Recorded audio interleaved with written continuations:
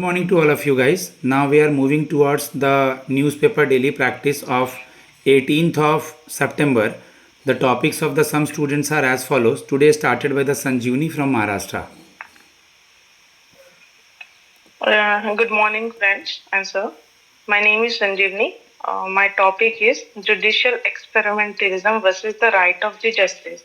Basically ये जो topic है वो आईपीसी 49 सेक्शन 498A के ऊपर है, जो अपने जुडिशियल लॉ में है कि उसमें बताया गया है कि वो वुमेन्स जो फेस करती है डॉरी के लिए cruelty from the man side, तो उसके लिए जुडिशियल ने ये लॉ लाया था। पर यहाँ देखा गया है कि बहुत टाइम ये मिसयूज हुआ है, जिससे कि जो लेडीज है वो फॉल्स एलिगेशंस लगाती है जेन्स के फैमिलीज के ऊपर, तो जिससे कि जो इनोसेंस मैन है वो इसमें फंस जाते हैं। बेसिकली इस लॉ का ये मतलब है कि जब भी कोई वुमेन अपने लॉ एफआईआर दर्ज करती है तो तुरंत एफआईआर करके और मैन के ऊपर तुरंत अरेस्ट किया जाता है। तो इसमें कुछ कूलिंग पीरियड है, कुछ नहीं रहता है। पर अभी जब जुडिशियल ने देखा है कि ये मिसयूज हो रहा है इस लॉ का, तो अभी स्टार्टिंग में उन्होंने कूलिंग पीरियड डाल दिया 2 मंथ्स का, जिसमें कि अगर फीमेल जाके पुलिस स्टेशन में एफआईआर कर भी रही है पर एफआईआर रजिस्टर नहीं होगी, उसको कूलिंग पीरियड में डाल दिया जाएगा 2 मंथ्स के लिए, जिसमें कि एक फैमिली वेलफेयर कमेटी है जो इस केस को इन्वेस्टिगेट करेगी और फिर उसका सॉल्यूशंस निकालेगी। एंड जैसे कि इसमें मिसयूज हो रहा था, तो इलाहाबाद कोर्ट ने 2022 में ये निकाला कि cooling period is mandatory Mukesh Bansal के केस में। तो फिर अभी 2025 में भी शिवांगी बंसल और एक साहिब बंसल है, उनके केस में भी ये डाला गया। तो इसमें क्या है कि अभी इसका ड्रॉबैक्स भी है और कुछ कुछ जो इनोसेंट पीपल है उनके लिए बेनिफिट भी है। अगर विक्टिम को देखा जाए, अगर विक्टिम के ऊपर जानबूझ के हो रहा उसके ऊपर हैरेसमेंट हो रही है, तो उसके लिए ड्रॉबैक है कि उसको इमीडिएट जस्टिस नहीं मिलेगा, उसको इमीडिएट रिलीफ नहीं मिलेगा। तो इससे क्या हो रहा है कि जो family fast track welfare court जो वो कमिटी जो है वो जुडिशियल पर्पस में एक सैचुरेटरी बॉडी नहीं दिखाई जा रही है। तो बोला गया है कि पार्लियामेंट के तरफ से लेजिस्लेटिव ने ऑर्डर निकालना चाहिए, क्योंकि ये जो कमेटी है ये 2 मंथ्स के बाद जो सॉल्यूशन निकालेगी वो ट्रू है या फॉल्स है वो हम नहीं बता पाएंगे। तो इसमें ये कहा गया है कि इसमें इमीडिएट के सॉल्यूशंस ये हो सकते हैं कि फास्ट ट्रैक कोर्ट्स बना सकते हैं, जिससे कि जो आर्टिकल सेक्शन 498A के अंदर जितने भी मैट्रिमोनियल केस आएंगे वो जल्दी फास्ट ट्रैक केसेस में जल्दी सॉल्यूशन निकलेगा। और उसमें ये बोला गया कि बेटर इन्वेस्टिगेशन करना चाहिए इनके मैकेनिज्म में। मतलब जो अभी हम फैमिली वेलफेयर कमेटी जो देख रहे हैं, ये एक स्टैट्यूटरी बॉडी नहीं है, जस्ट एक कमेटी बैठाई जाएगी, इन्वेस्टिगेशन होगी 2 मंथ तक कि फीमेल के साइड से है कि मेन के साइड से है। तो उसमें जो विक्टिम है उसको जस्टिस नहीं मिलेगा, विक्टिम यहाँ पे फंस जाएगा बीच में। तो वो ये भी कर सकते कि उसके ऊपर ज्यादा हेरासमेंट हो जाएगा, तो वो केस बैक लेने के ज्यादा चांसेस रहेंगे। और कभी कभी ये होता है कि मिसयूज एलिगेशंस लगाए जाते हैं फीमेल्स के तरफ से कि ज्यादा इन्होंने डॉरी ली है, ये हमारे पर हैरेसमेंट करे कि हम ज्यादा एलिमनी ले सके। तो इसके ड्रॉबैक्स भी है, साथ साथ में इसके बेनिफिट भी है जो इनोसेंस के लिए। और इसमें बोला गया है कि पेनल्टी अगर इसमें फॉल्स कंप्लेन हमें मिल रही है अगर 2 मंथ्स में, तो हमें पेनल्टी उसके ऊपर लगानी पड़ेगी जिन्होंने फॉल्स कंप्लेन की है। और इसका कंक्लूजन यही है कि जुडिशियरी को देखना चाहिए कि कौन से सेक्यूरिटी बॉडी को इस केस की इन्वेस्टिगेशन के लिए अलॉट करना चाहिए, बिकॉज हमें अपने जो सराउंडिंग है उसमें जो ये लॉ का मिसयूज हो रहा है वो ना हो सके और जो विक्टिम्स है उनको जस्टिस मिल सके, इसके लिए इसके ऊपर पूरा आर्टिकल्स का डिस्क्रिप्शन दिया, एक्सप्लेन किया। Thank you sir. बहुत अच्छा एक्सप्लेन किया तुमने। बिल्कुल आजकल चीज़ें ऐसे हो रही हैं और बहुत सारे केसेस ऐसे हैं, और सुप्रीम कोर्ट को और हाई कोर्ट और डिस्ट्रिक्ट कोर्ट को सबको पता है कि आजकल चीज़ें थोड़ी सी अनबैलेंस्ड हैं और पहले की चीज़ों में बहुत बदलाव लाया जा रहा है। Okay, next Tanvi. Yes, sir. Good morning, everyone. So my topic is GST 2.0, short term pain, possible long term gain. तो इसका इंट्रो ये है कि जैसे अभी इसका नहीं, मैंने ये वाला टॉपिक पहले भी बोला है कि जो जीएसटी में अभी चेंज आ रहे हैं, इसमें जो रेट चेंज कर दिया सितंबर 22 से होगा, इसको इम्प्लीमेंट सितंबर 22 से करेंगे, ये इंपॉर्टेंट डेट है। तो इसमें पहले 4 स्लैब होती थी, 5%, 18%, 28 और 12।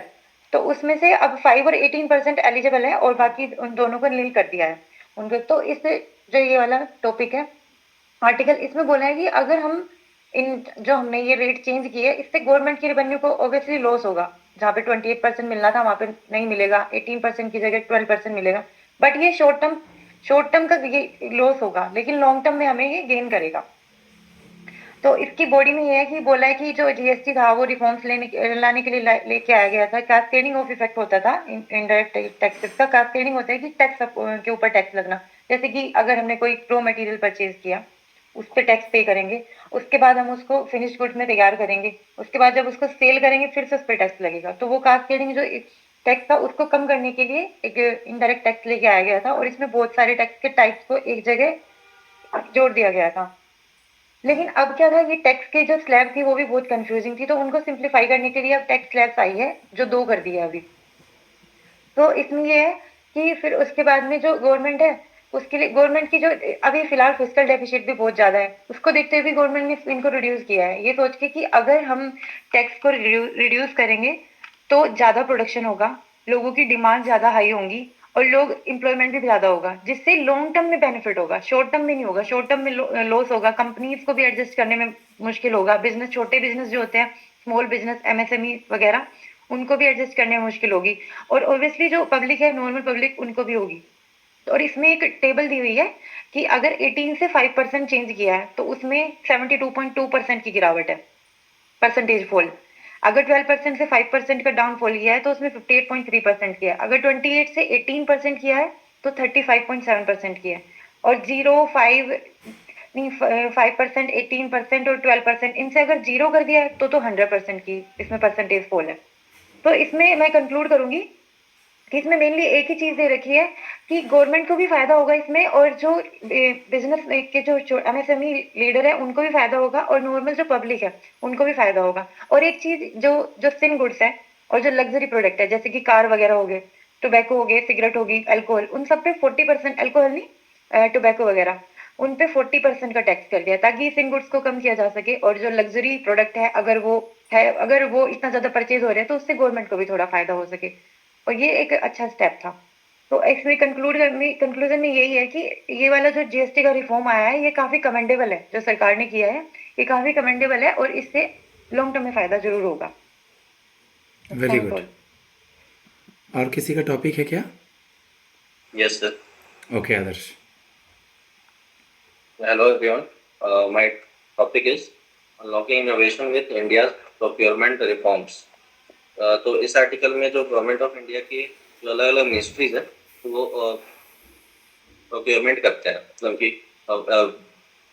वेलफेयर के लिए, लाइक तो तो इसमें ये मतलब कि मेंशन्ड है कि जो मतलब कि मिनिस्ट्रीज होते तो उनको जो मतलब परचेज करना होता है तो वो एक पोर्टल होता है जिसको कि बोलते हैं गवर्नमेंट ई मार्केट प्लेस, तो उसके थ्रू परचेज होता था। उसमें मेंशन किया गया कि इसकी लिमिट को रेज किया गया था, लाइक वो 1 लाख जो लिमिट होता था उसको 2 लाख किया गया था। और इसमें जो मतलब कि ये मेंशन है कि पहले जो मतलब कि रूट होता था तो उसमें लाइक कैंसलर्स वगैरह का मतलब इन्वॉल्वमेंट होता था, डायरेक्टर्स इन्वॉल्वमेंट होता था। तो मतलब कि इसको सिंप्लीफाई करने के लिए इसको मतलब हटा दिया गया था। और इसमें कुछ बेस्ट प्रैक्टिसेस का मेंशन किया गया है कि अलग अलग अगर अलग अलग कंट्रीज से हम लोग मतलब सीखे तो इसमें कुछ कंट्रीज का मेंशन किया गया है, जैसे कि जर्मनी का, और फिर साउथ कोरिया का भी मेंशन है इसमें कि वो लोग जो मतलब कि प्रोक्योरमेंट जो होता था उनका मतलब कि मिशन ओरिएंटेड प्रोक्योरमेंट होता था।